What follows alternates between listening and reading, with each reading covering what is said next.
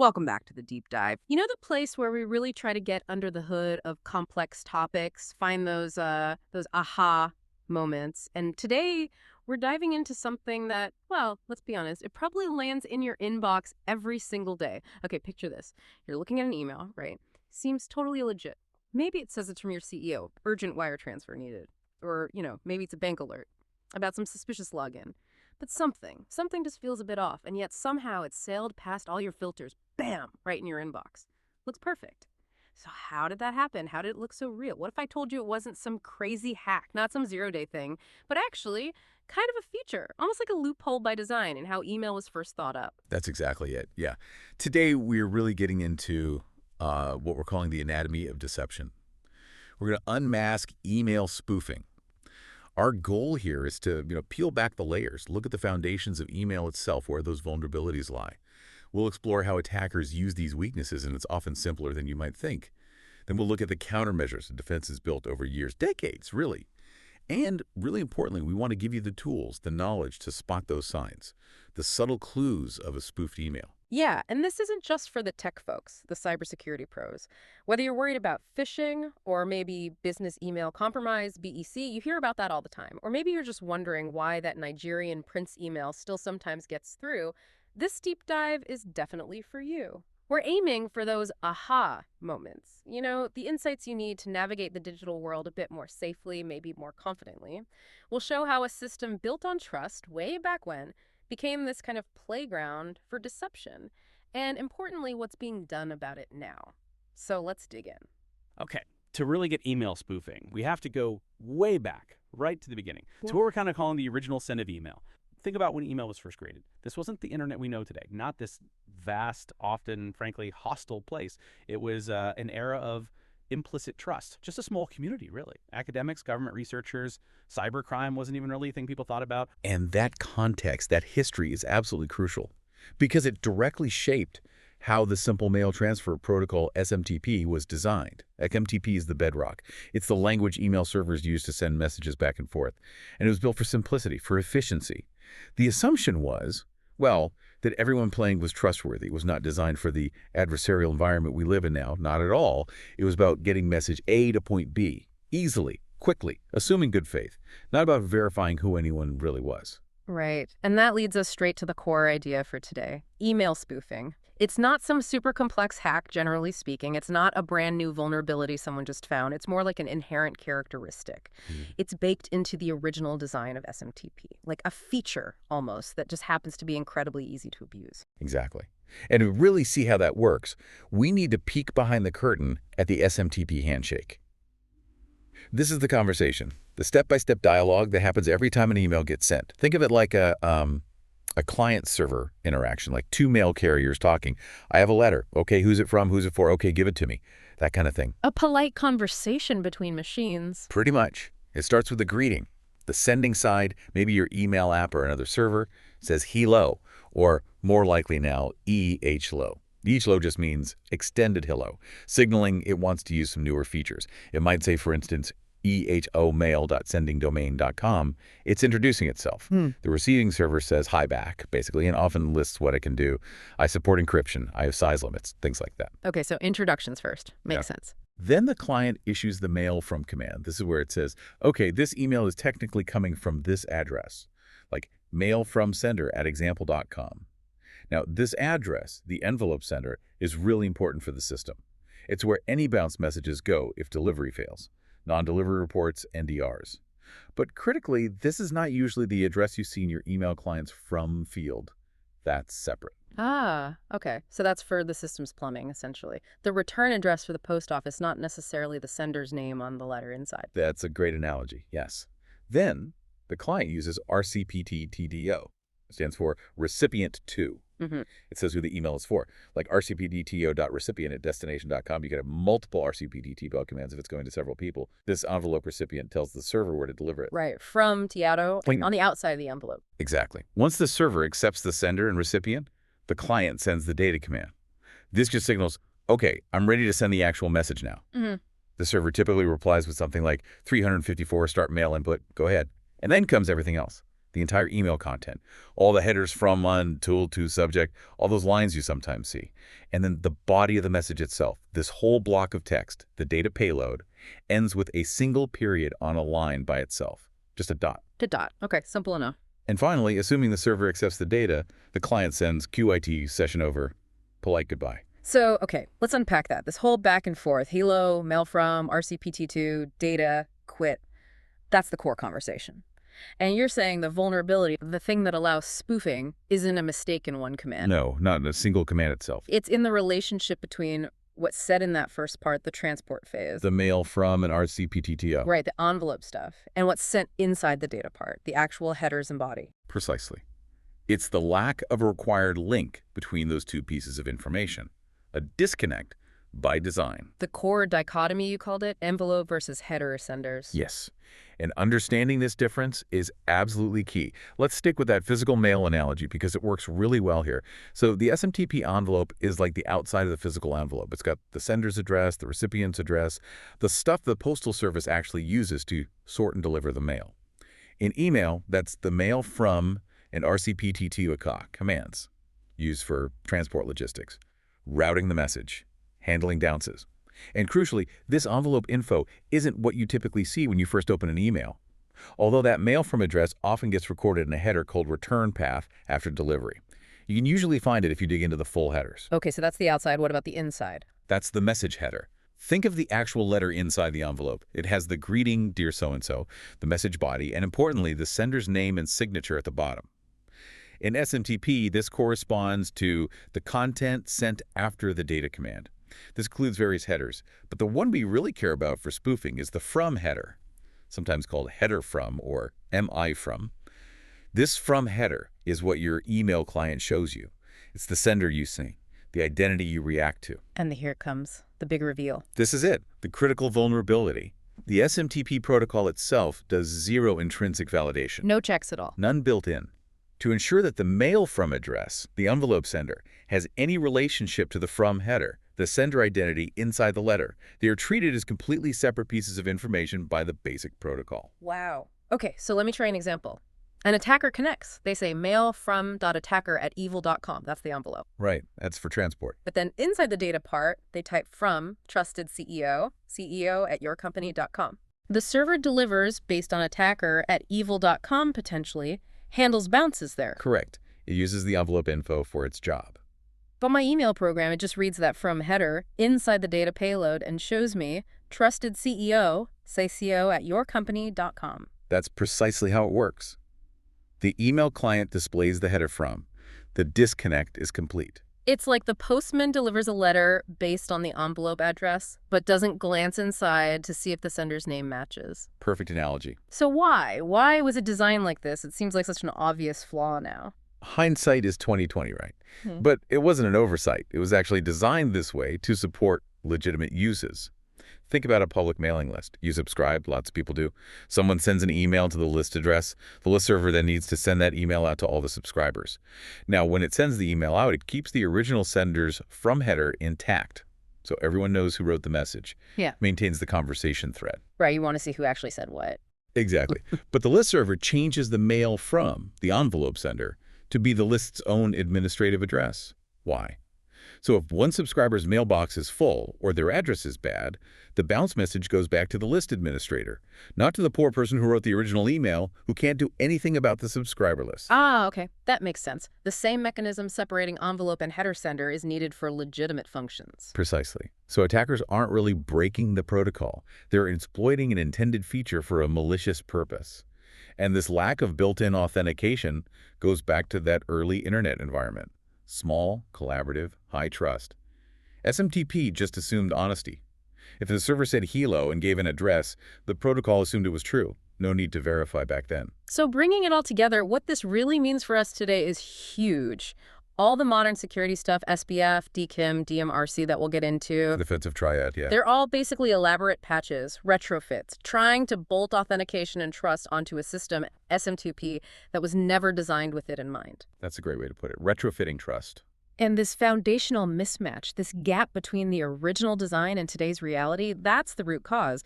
That's why email threats are still such a massive problem. Yeah, it absolutely is. It created the landscape we're dealing with now. Okay, so we know why spoofing is possible, that fundamental design choice, that envelope header split. Now let's get practical. How does it actually happen? And the surprising thing, maybe the scary thing, is how simple it can be. You don't need super complex tools. You can literally just talk SMTP directly to a mail server using basic stuff already on your computer, like Telnet. Exactly. Telnet is just a simple command line tool for establishing a text-based connection to another computer over a network.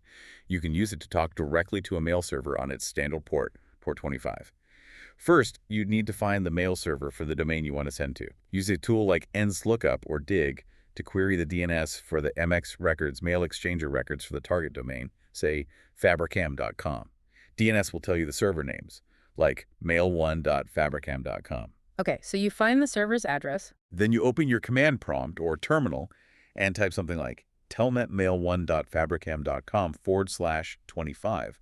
If the server's listening, it'll respond with a welcome message, usually starting with code 220, saying it's ready. And then you just start typing the SMTP commands we talked about, like a manual handshake. Precisely. You're pretending to be a sending mail client. Okay, walk me through it. I'm the attacker now. I've connected via Telnet. What do I type first? You start with the greeting, ehla.my.fake.domain. Does my.fake.domain have to be real? Technically, no, although some servers might do a quick check. But often, anything works here. The server will respond, usually with 250 OK. Okay, next. Envelope sender, mail from attacker at control-domain.com. This needs to be an address the server might accept for the transaction, or at least syntactically valid. This is also where bounces would go. Server responds, 250 OK. Got it. Then the recipient. rcptto.victim@targetdomain.com. Server checks if it handles mail for this recipient. If yes, 250 OK. All right, envelope is set. Now the crucial part. Right. Now you type data. The server replies 354 start mail input, basically saying, okay, send me the letter. And this is where the spoof happens. What do I type now? This is it. You type the headers you want the victim to see, line by line. So, from CEO name, CAEO at targetdomain.com. The fake sender? Then to valued employee victim at targetdomain.com. Yeah. Then subject, urgent wire transfer request. Then maybe a blank line, and then the body of your email. Please process this payment immediately, etc. And notice how that from.header, CEO at targetdomain.com, is totally different from the mail from I used earlier, attacker at control-domain.com. Exactly. Completely disconnected. The recipient's email client only cares about this from header you just typed. So I finished typing the body, then more. You type a single period on a new line. This is attack. Okay. That tells the server you're done with the data section. If it accepts it, it'll likely respond with something like 250 OK, message queued for delivery. Message queued. The spoof worked. Then I just type QIT. Yep, QIT, session terminated. You've just manually forged an email. Wow, okay. That is surprisingly straightforward. It is. Now, historically, this was even easier because of open relays. Mail servers that would accept mail from anyone and deliver it anywhere without needing any authentication. Spammer's dream. Right. Those were shut down mostly, weren't they? Thankfully, yes. They're very rare now. Most modern servers require authentication using the auth command if you're trying to send mail outside their own domain, or they only accept unauthenticated mail for their local domains. But the fact you can do this basic spoof with Telnet, it really drives home the point. The technical bar for entry here is incredibly low. No special software needed, no complex code, just knowing the SMTP commands. Absolutely. That's why basic spoofing is still part of the toolkit, even for less sophisticated attackers. But as you said, things have changed. It's not just about getting it delivered anymore. Right. With better server security, open relays gone, the challenge shifted. Now it's about making the message convincing, making it bypass filters, sure, but more importantly, fooling the human at the other end. The battle moved from just the protocol to the psychology. The social engineering aspect became paramount. And while Telnet is great for understanding the mechanics, attackers need scale, right? They aren't typing these out one by one. Definitely not for large campaigns. That's where programmatic forgery comes in, using scripts. Automating the whole process. Exactly. Scripts offer efficiency, scalability, and you can integrate them into much more complex attack campaigns. What kind of tools do they use, like Python or something? Python is very popular, yes. It has excellent built-in libraries for this. There's SMTplib, which handles the low-level stuff connecting to the server, sending those SMTP commands like hello, mail from, data. And there's the email module, specifically the email message class. That's for actually building the email message itself, setting the headers, the body, adding attachments. So the script can control both sides, the envelope commands and the message content. Precisely. It gives the attacker programmatic control over that crucial dichotomy. How would that look in code, roughly? Well, you'd first use the email message class to craft the email content. This is like typing the stuff after the data command in Telnet. You'd set the subject, the body, and the critical line would be something like MSG from John Doe, CEO, CCO at targetcompany.com. There it is again, setting the fake from header completely independently. That's the core of the forgery right there in the script. Okay, so the script builds the fake message. How does it send it, especially if open relays are gone? It needs to authenticate, right? Yes. Modern services like Gmail or Microsoft 365 require authentication. You can't just connect and send anonymously to external domains. So here's the clever part attackers use now. The script connects to a legitimate mail submission server, often on port 587. It initiates encryption, usually using StarTLS. That's mandatory now. Yeah. And then it authenticates. It logs in using the server.login command with a real username and password. Whose username and password? An account the attacker controls. It could be one they created specifically for this, or, more dangerously, a legitimate account they've already compromised through other means, like phishing. Okay, so the attacker logs into their own or compromised email account first. Yes. And then, once authenticated, the script uses a command like server.sendMessage or server.sendMail to send the email. And this powerfully shows the dichotomy again. The sendMail function often takes parameters like from Madra and toders, which represent the envelope sender and recipients. That from Madra must match the authenticated user, YOBZ, attacker@gmail.com. But the message content itself, the MSG object passed to the function, still contains that forged from header, CAO@targetcompany.com. Whoa, okay. So the connection is authenticated as attacker@gmail.com, which might look okay to the receiving server initially. It often does. It's coming from a known high-reputation provider like Gmail. But the email displayed to the recipient still shows the fake CEO address because that's what was in the message payload. Exactly. It leverages the trusted infrastructure of the provider to deliver the deceptive message. That's quite sneaky. And the impact? It adds a veneer of legitimacy. The email originates from a trusted IP address associated with, say, Google or Microsoft. It might pass basic IP reputation checks. It might even pass SPF checks for the sending domain, e.g. gmail.com. This significantly increases the chances of it landing in the inbox, not the spam folder, compared to sending from some random unknown server. And automation means scale. Huge scale, but also sophistication. Imagine a script that first scrapes LinkedIn, Finds company org charts. identifies employees and their managers, Learns about recent projects, maybe. and then automatically crafts personalized spoofed emails. Each employee gets one appearing to be from their boss, maybe referencing something specific. That's basically an automated spear phishing engine. Precisely. And that's how simple email forgery becomes a key enabler for devastating large-scale attacks like business email compromise, BEC. Okay, it's clear this fundamental flaw needed fixing, or at least patching. So the cybersecurity world stepped up. You mentioned the defensive triad. SPF, DKIM, DMRC. That's right. These protocols were developed over time, each building on the last, to try and add that missing authentication layer back into email. Let's start with the first one, SPF Sender Policy Framework. Right. SDF was the first major attempt to combat forgery at scale. Its goal is pretty specific. Prevent unauthorized servers from sending email claiming to be from your domain. How does it do that? It uses DNS. The domain owner publishes a special TXT record in their domain's DNS settings.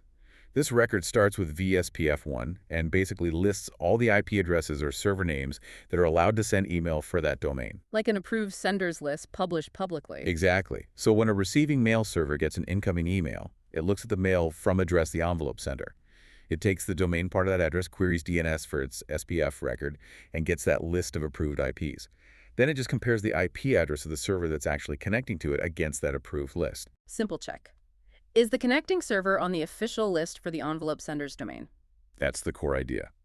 The SPF record can have different mechanisms like IP4 to IP6 to MX include to build a list, and it ends with an instruction like talk all, hard fail is not on the list, or all, soft fail, treat as suspicious. Okay, so SPF checks if the sending server is authorized for the envelope domain. That sounds useful, but the weakness? The critical weakness, as you alluded to earlier, is that SPF only validates the domain of the mail from address, the envelope sender. It does absolutely nothing to check or validate the from header, the one the user actually sees. So our old example still works, mailfrom.attacker@evil.com, which might even have a valid SPF record for evil.com, but from CEO at yourcompany.com, SPF passes for evil.com, but the user still sees the CEO's address. Correct. SPF alone doesn't stop that core spoofing technique. Plus, it can be brittle. If an email gets forwarded through multiple servers, the connecting IP changes, and it can break SPF validation for legitimate emails, leading to false positives. Okay, so SPF helps, but doesn't solve the main visual deception. What came next? DKIM. Donkey's identified mail, yes. DKIM tackles the problem from a different angle. It aims to verify that the message content itself hasn't been tampered with and that it was authorized by the domain it claims to be authorized by. How does it work? Sounds more complex. It uses cryptography, public key cryptography specifically. The sending mail server takes certain parts of the email crucially, including headers like the from header and usually the body, and calculates a cryptographic hash of them. It then uses a private key, kept secret by the sender, to create a digital signature of that hash. This signature, along with information about how it was created, like which domain did the signing, is added to the email as a DKIM signature header. Okay, so the sender signs the important parts of the email with a secret key. Then what? The receiving server sees this DKIM signature header. It extracts the domain name that claims to have signed it, the DAQ-liker, and a selector, the SQL tag, which helps pinpoint the specific key used. It then queries DNS for the public key corresponding to that selector and domain. Public keys are safe to share. Using this public key, the receiving server attempts to validate the signature against the message content it received. And if the math checks out. If it validates, it proves two things. One, the email was definitely authorized by someone holding the private key for that signing domain. And two, the parts of the email that were signed, like the from header and body, have not been altered since it was signed. It guarantees message integrity for the signed parts. That sounds much better. It signs the from header, so that should stop the spoofing, right? It was a huge step forward protecting integrity, but there was still a loophole, a subtle one. DKIM verified the signature was valid for the domain listed in the signature, the DQL tag. But the protocol didn't require that signing domain to have any relation to the domain in the visible from header. You're kidding. So I could send an email from yourbanksupport@yourbank.com Right. and then sign it with a perfectly valid DKIM signature using my own domain, like dattacker-domain.com. Exactly. The DKIM check would pass because the signature is valid for attacker-domain.com, but the user still sees your bank. The validation happened, but it didn't validate the identity the user was seeing. Wow. Okay, so SPF checks the envelope path, DKIM checks message integrity and signing authority, but neither forced the authenticated identity to match the visible from dat header. Correct. Which leads us to the third piece of the puzzle. DMR? Domain-based message authentication, reporting, and conformance. Sounds serious. It is. DMRS was created specifically to tie SPF and DKIM together, fix their limitations, and give domain owners control over what happens to emails that fail these checks. So how does DMR work? Is it another check? Not exactly. DMR itself doesn't perform a new check. It's more like a policy layer that sits on top of SPF and DKIM. Like SPF, it's published as a TXT record in DNS, but at a specific location. dmars.yourdomain.com. This record tells receiving servers how to interpret the SPF and DKIM results they've already determined for an email claiming to be from yourdomain.com. Okay, so it uses the results of the other two. What's the magic ingredient then? The magic ingredient, the absolute core innovation of DMRs, is alignment. Alignment. We heard that word before. This is where it becomes crucial. For an email to pass DNRs, it's not enough for it to just pass SPF or DKIM. The domain that was validated by the passing SPF or DKIM check must also align with the domain in the from header. Ah, finally. It connects the validated identity to the visible identity. Precisely. So for SPF alignment, the domain in the mail from envelope sender must match or be a subdomain of the domain in the from header. For DKIM alignment, the domain in the DKIM signature's D tag must match the domain in the from header. The email only needs one of these checks to pass and be aligned for DMR to pass overall. So that closes the loopholes we saw. If I send from .co at yourcompany.com, but the mail from is attacker at evil.com, SPF passes for evil.com, and the DKM signature is devil.com, DKM passes for evil.com, DMRC fails because neither evil.com aligns with yourcompany.com. Exactly right. DMRC demands that connection. It finally creates that mandatory link between the authenticated identity and the displayed identity. That seems huge. What else does DMRC do? Policy enforcement. Yes. The DMRC record includes a policy tag, PRE. This tells receivers what the domain owner wants them to do with emails that fail the DMRC check, meaning they failed both SPF and DKIM, or pass but didn't align. P-none is the starting point. It means monitor only.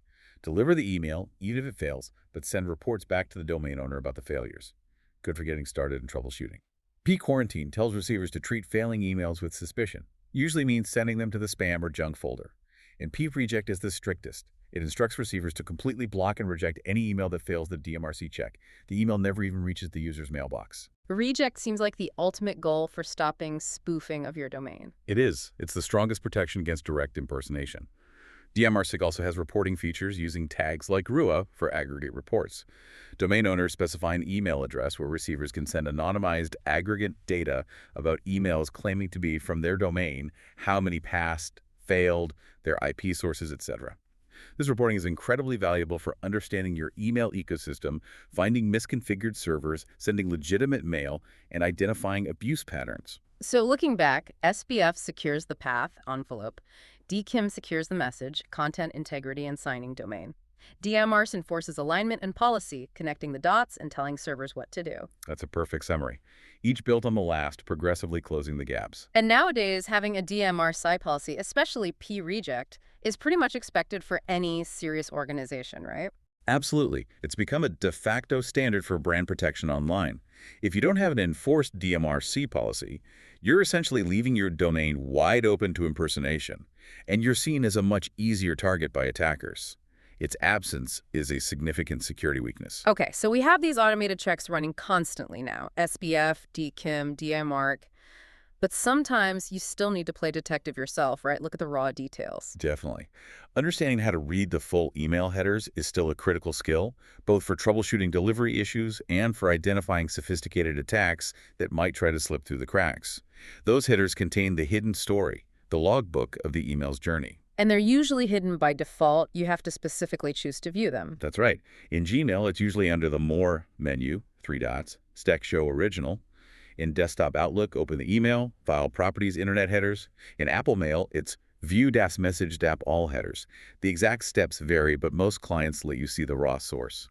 Once you've got that wall of text open, where do you start? It looks intimidating. A great starting point is tracing the actual path the email took using the received headers.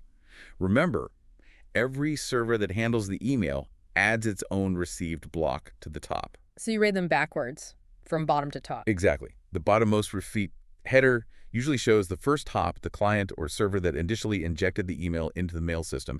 Look at the IP address listed there. You can run that IP through geolocation tools, check its reputation on threat intelligence sites. Does it make sense for the purported sender? What kind of anomalies are red flags in these received headers? Unexpected geographic locations are a big one. An email supposedly from your colleague down the hall, but the first received header shows an IP in a completely different country. Suspicious. Also, look at the server names mentioned in the HELO or EHLO part of the received line. Do they seem legitimate? Do they match the reverse DNS lookup for the IP address?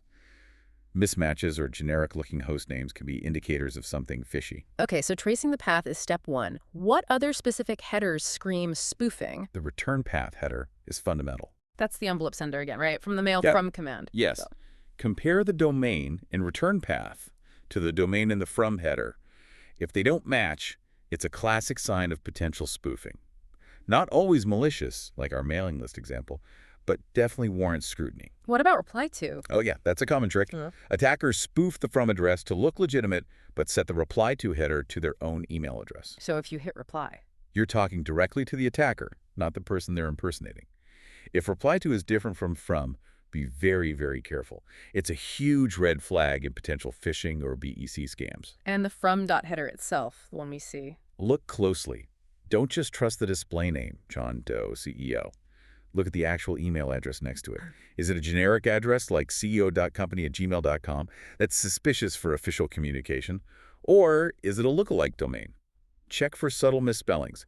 Your c0empany.com with a 0. Yourcompanysupport.net instead of .com. These tiny changes are designed to trick your eye. Good points. Now, what about consolidating those SPF DKIM results? Is there one place to look? Yes, thankfully, the authentication results header. This is added by your receiving mail server or one upstream and summarizes the checks it performed. It's incredibly valuable. What does it look like? It's usually a long string with semicolons separating results. You'll see things like SPF pass, smtp.mail from example.com, dkimpassheader.dexample.com, and crucially, dmarkpassheader.fromexample.com. So SPF pass means the sending IP was authorized for the envelope sender domain. Correct. Fail or soft fail means it wasn't. DKIMPass means the signature was valid for the domain in header.d. Yes. Fail means it was invalid, tampering or error. And DMARCPass is the big one. That's the key signal for legitimacy. It means the email passed SPF or DKMC and the domain for that passing check aligned with the header.from domain. A DMARC fail is a very strong indicator of a spoof, meaning either both checks failed or they passed but didn't align. The header might also show the policy, PEEP reject, and the action taken, disreject. So reading that one header gives you the whole authentication story in a snapshot. Pretty much. It's the report card from the receiving system's perspective. But there's always a but, isn't there? Even with perfect headers, can attackers still get through? Yes. Here's the critical caveat. A sufficiently motivated and skilled attacker can craft an email with technically perfect headers that still deceives you. Oh. The lookalike domain problem we just touched on. An attacker registers yourcompany.com with a 0. They then set up legitimate SPF, DKIM, and DMRC records for that malicious domain. When they send you an email from COO@yourcompany.com, it will likely pass SPF if sent from their authorized server, pass DKIM, signed by their key for yourcompany.com, and pass DMRC, because the domains align yourcompany.com matches yourcompany.com. So all the checks pass. The authentication results header looks clean, but it's still a complete spoof trying to impersonate yourcompany.com. Exactly.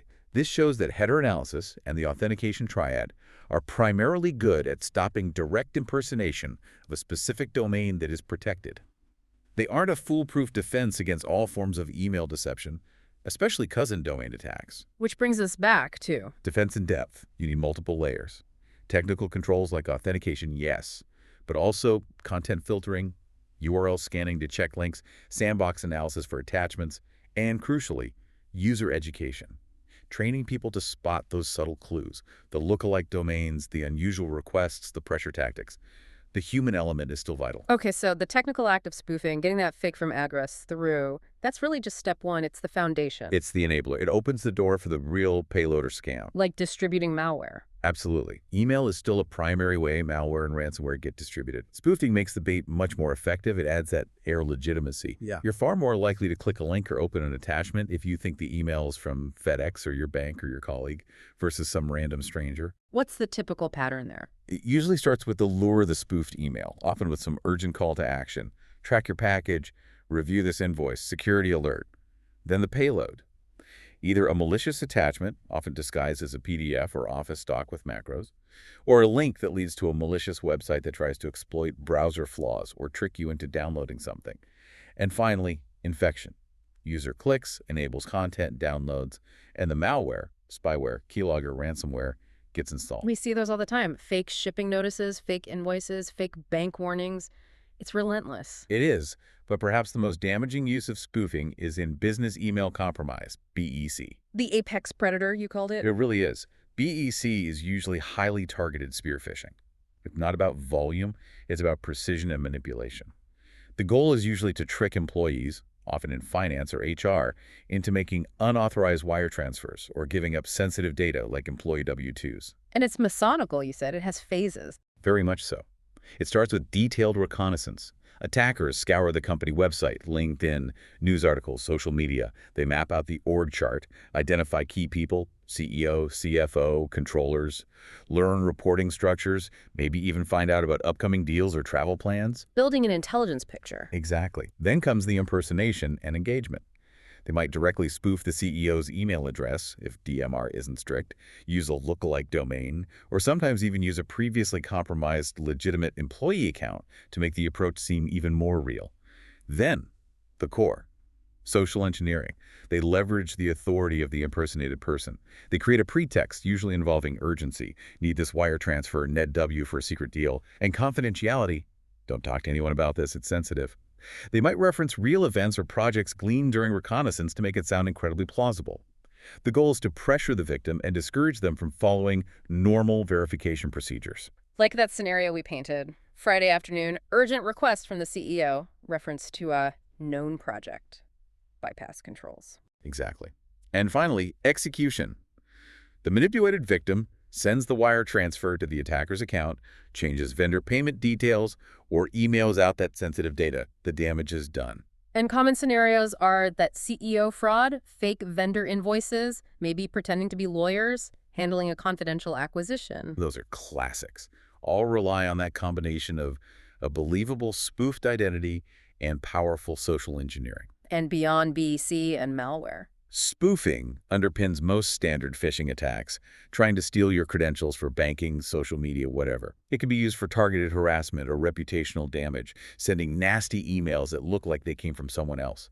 And even for large-scale disinformation campaigns, trying to influence opinions by making messages seem like they originate from legitimate sources. So it really comes down to the synergy, doesn't it? The technical spoof and the social engineering, they need each other for these high-impact attacks. Absolutely, they're intertwined. The spoof provides the credibility. It gets the victim to even consider the request. And the social engineering provides the motivation, the pressure, the reason why they should bypass their usual checks and balances. One without the other is much less effective. Especially for these targeted, financially motivated attacks like BEC.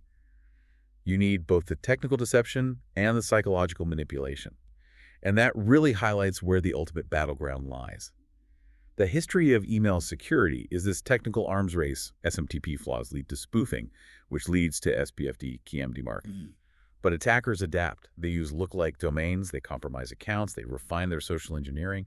Ultimately, the target of a sophisticated spoofing campaign isn't just the mail server's authentication logic, it's the human brain, the cognitive processes of the recipient. Wow, okay, that's a lot to take in. Let's try and recap this deep dive into the anatomy of deception. We started right at the beginning, uncovering that inherent design choice in SMTP, the separation of envelope and header senders, the original sin, if you will. The loophole by design. Right.